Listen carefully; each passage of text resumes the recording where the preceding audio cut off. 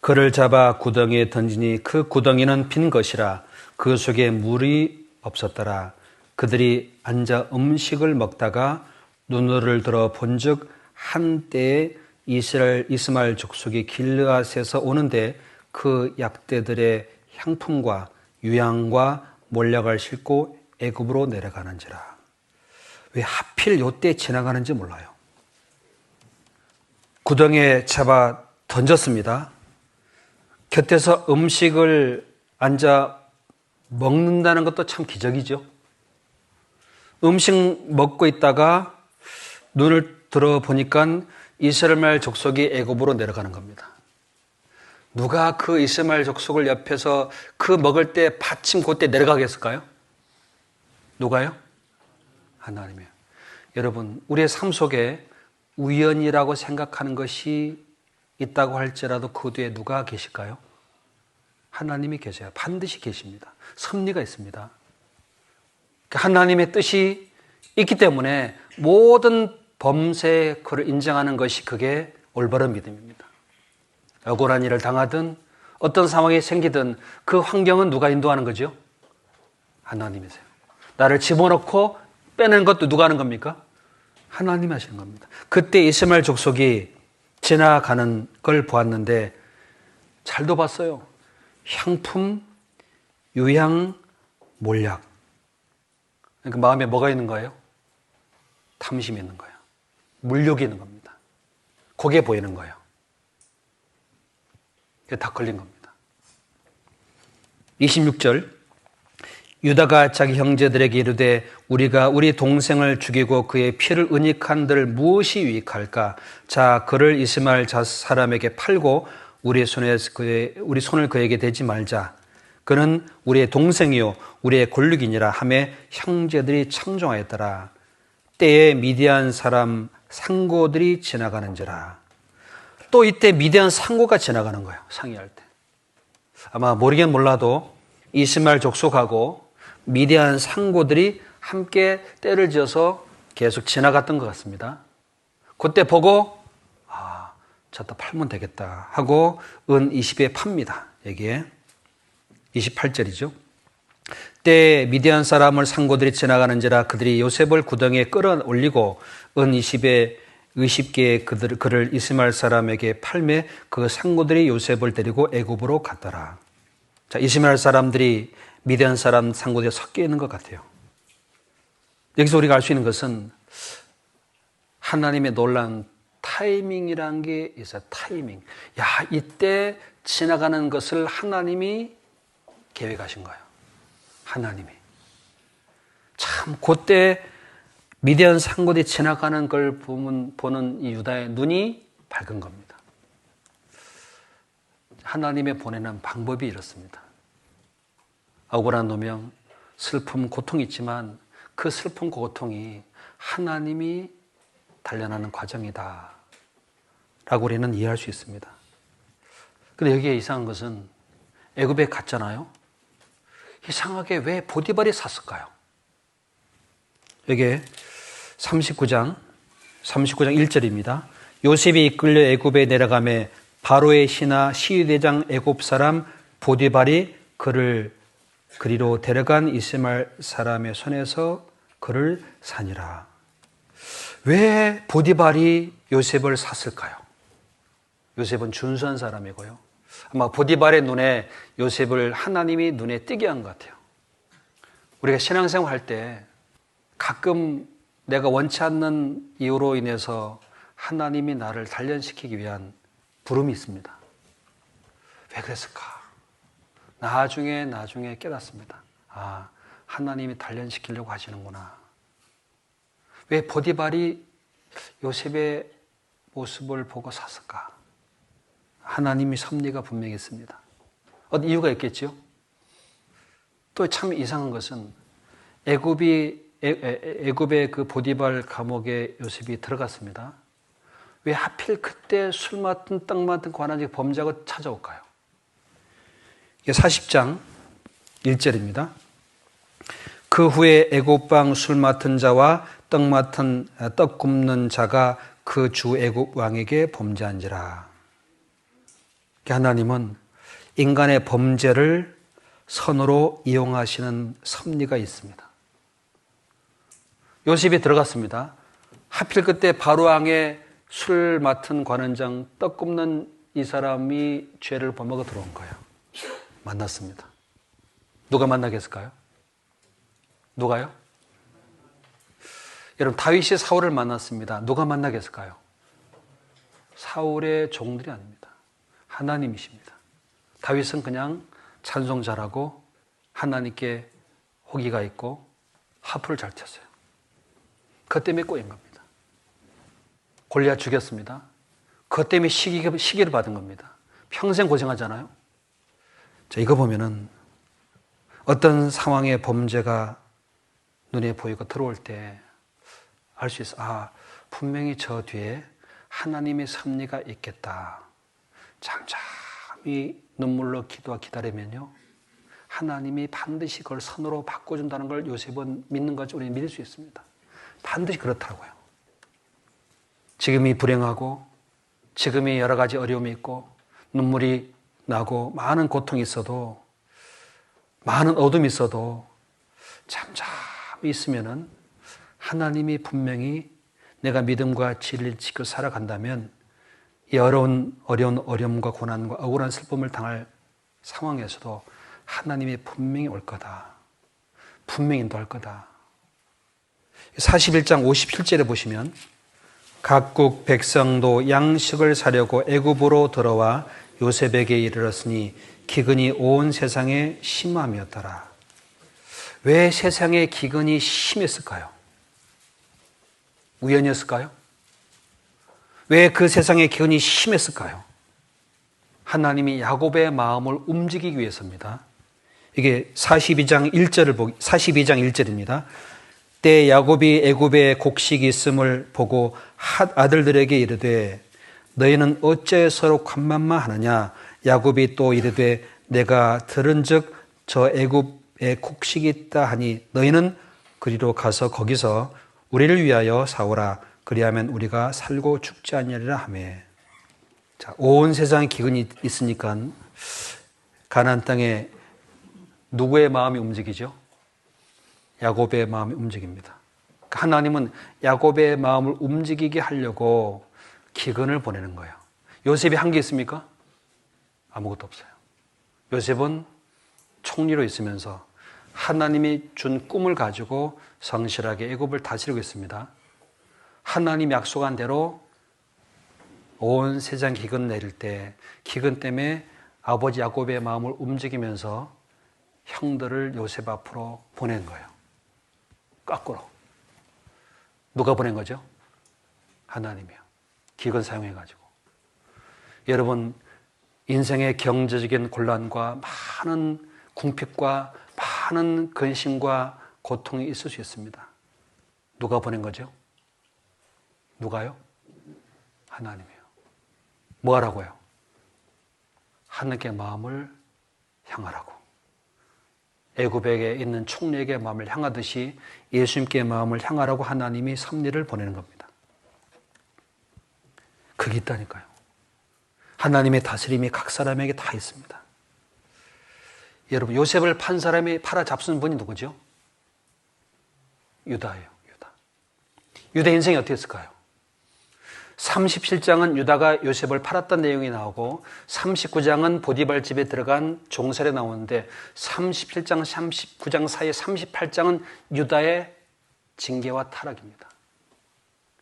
그대로 벌받아 유다가. 38장을 잠깐 보겠습니다. 7절 유다의 장자 엘이 여호와의 목전에 악을 행함으로 여호와께서 그를 죽이신지라. 10절 이 일이 여호와 목전에 악함으로 여호와께서 그도 죽이시니. 유다의 두 아들이 죽습니다. 그 다음 뒤 읽어보면은 며느리 다말하고 동침을 해요. 며느리하고 시아버지하고. 이거는 소돔 성현에 있을 일이에요. 근데 요셉을 팔아버린 다음 유다의 생애가 유다 집안이 나옵니다. 하나님이 그대로 다스리는 거예요. 하지만 요셉의 생애는 39장 연결돼요. 하나님이 모든 걸 위해서 다스리고 계시는구나 알 수 있습니다. 우리가 믿음과 진리를 지키고 하나님의 사랑과 은혜 가운데 품고 고난과 어려움과 억울한 일과 많은 슬픔이 있어도 하나님을 기다리며 묵묵히 이어나가잖아요. 반드시 하나님은 내려오셔요. 반드시 도와주세요. 여기에 요셉의 꿈을 꾸도록 하나님께서 바로왕에게 뭘 넣었습니까? 꿈을 딱 넣어가지고 꿈을 꾸게 해요. 누가 하셨어요? 하나님이. 기가 막힌 타임입니다. 근데 문제는 그 꿈을 해석할 사람이 아무도 없는데 그 곁에 있던 한 사람이었어요. 누구죠? 술 맡은 관원장. 41장 8절입니다. 아침에 그 마음이 번민함에 하여 보내어 애굽의 술객과 박사를 모두 불러 그들에게 그 꿈을 고했으나 그것을 바로에게 해석하는 자가 없었더라. 9절 같이 읽겠습니다. 술 맡은 관원장이 바로에게 고하여 가로되 내가 오늘날 나의 허물을 추억하나이다. 여기 한 가지 알 수 있습니다. 하나님은 절대 사람을 우연히 두지 않습니다. 바로의 꿈을 꿀 때 곁에 누가 있었어요? 술 맡은 관원장. 이 사람이 2년 전에 감옥 갔을 때 누가 꿈을 해석해 줬어요? 요셉이.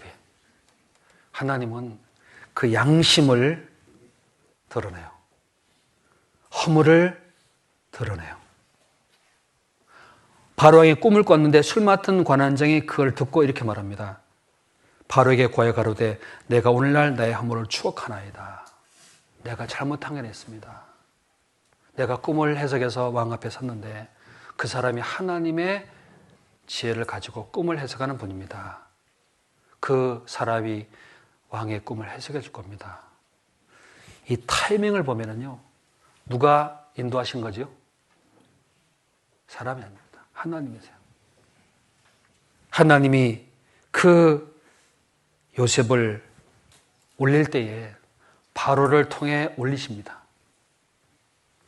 여러분, 우리 곁에는 형 같은 사람들도 있고요. 유다 같은 사람도 있고, 보디발 같은 사람도 있고, 이스마엘 상구 같은 사람들도 있고, 혹은 보디발 아내 같은 사람도 있습니다. 술 맡은 관한 사람도 있습니다. 사람을 의지할 때가 못 돼요. 하지만 그 모든 것이 합력해서 선을 이루어가는 분은 누구죠? 하나님만이 나의 방패시고 나의 구원자시고 나의 바위시며 나의 모든 능력이세요. 사람은 아닙니다. 사람은 잠깐 쓰여지는 도구일 뿐입니다. 결국은 하나님께 의지했던 모든 삶 속에서 하나님이 허물을 드러내서 요셉을 드디어 꺼내놔요. 어디로? 바로 앞으로 끌려줍니다. 누가 하셨을까요? 이건 사람이 상상할 수 없는 지혜예요. 사람이 도저히 이룰 수 없는 일입니다. 총리가 됩니다. 왕이 그 요셉을 보자마자 탐복을 해요. 여기에 41장 38절 보겠습니다. 바로가 그 신하들에게 이르되 이와 같이 하나님의 신이 감동한 사람을 우리가 어찌 얻을 수 있으리요 하고 요셉에게 이르되 하나님이 이 모든 것을 내게 보이셨으니 너와 같이 명철하고 지혜 있는 자가 없도다. 너는 내 집을 치리하라. 내 백성이 다 내 명을 복종하리니 나는 너보다 높음이 보좌뿐이라. 한나라 애굽이라고 하는 엄청난 대국의 왕이 요셉 앞에 마음을 낮추는 겁니다. 요셉이 뭐 한 거 있습니까? 요셉은 능력자도 아니고요. 말씀을 잘하는 선자도 아니고 장군도 아니고 능력도 없는 사람입니다. 요셉은 아무것도 가지고 있는 것이 없는 사람인데 딱 하나, 하나님을 의지한 사람이에요. 이거 하나 때문에 바로왕이 요셉이 꿈 해석하는 걸 딱 듣고 이렇게 말합니다. 하나님이 신에 감동한 사람을 우리가 어찌 얻을 수 있으리요? 여러분, 보통 왕을 섬기는 사람이나 왕을 위해 헌신한 신하들은 아무나 안 뽑습니다. 왕의 눈은 모든 사람들을 볼 수 있는 눈인데 이 애굽 나라 왕이 볼 때 이 세상 사람들 중에서 하나님의 신에 감동한 사람은 얻을 수 없다. 요셉이 학교를 나왔습니까? 배운 게 있습니까? 고난 속에서 하나님의 지혜와 성실함과 믿음과 하나님의 진리 가운데 살았을 뿐이에요, 그냥. 그런데 왕이 탐복합니다. 하나님의 신에 감동한 사람. 왜 하나님의 신에 감동했을까요? 워낙 단련을 많이 받다 보니까 하나님의 지혜로 가득 찼어요, 아주. 그러니 장래를 내다볼 수 있고 나를 구원할 수 있는 지혜가 열린 걸 보고 이건 하나님이 감동한 것이다. 하나님이 내게 보이셨다. 바로왕 눈에 요셉 뒤에 하나님이 보였다는 것이 보이는 겁니다. 그리고 이렇게 말하죠. 39절입니다. 요셉에게 이르되 하나님이 이 모든 걸 내게 보이셨으니 너와 같이 명철하고 지혜 있는 자가 없도다. 하나님은 뭘 보여주시냐? 명철과 지혜예요.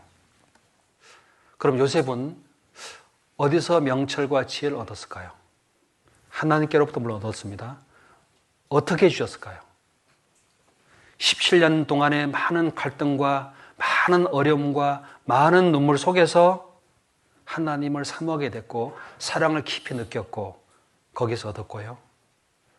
13년이란 긴 종살이의 감옥 소행을 통해서 하나님의 의지의 모든 걸 믿음 가운데 배운 겁니다. 그게 배우는 거예요. 학교에서 배우는 게 아닙니다. 세상도 아니에요. 하나님 안에서 배우는 겁니다. 만나서 교제합시다. 만나서 함께 합시다. 그런 거 말고요. 그런 거 말고요. 어떤 식당에 손님이 찾아왔습니다.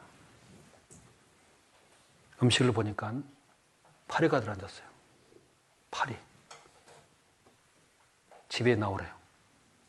사장 나오래요. 서 있습니다. 파리가 있더래요. 고소해버리잖아요.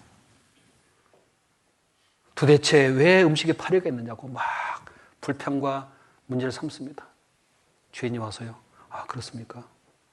파리? 삼켜버렸어요. 그게 주인이에요. 식당 손님은 불평만 합니다. 싸움만 합니다. 진짜 주인은 이걸 씹어 삼켜버립니다. 지혜와 명철로 요셉은 생명을 다 구원했습니다. 형들은 다투고 싸웠습니다. 그 지혜와 명철은 많은 고난 속에서, 많은 아픔 속에서, 많은 단련 과정 속에서 오해와 멸시와 어려움과 고통과 분노와 원망과 많은 억울함 속에서 주님의 지혜와 은혜를, 명철을 얻었습니다. 하나님을 잘 배우신 거예요. 그리고 그 속에서 원망과 불평과 형들이 팔 때나 감옥에 들어갈 때나 술 맡은 관원장이 자기를 잊어버릴 때나 조금도 그것이 문제가 되지 않았습니다. 딱 하나, 하나님이 나를 건져주기를 간절히 바랬습니다.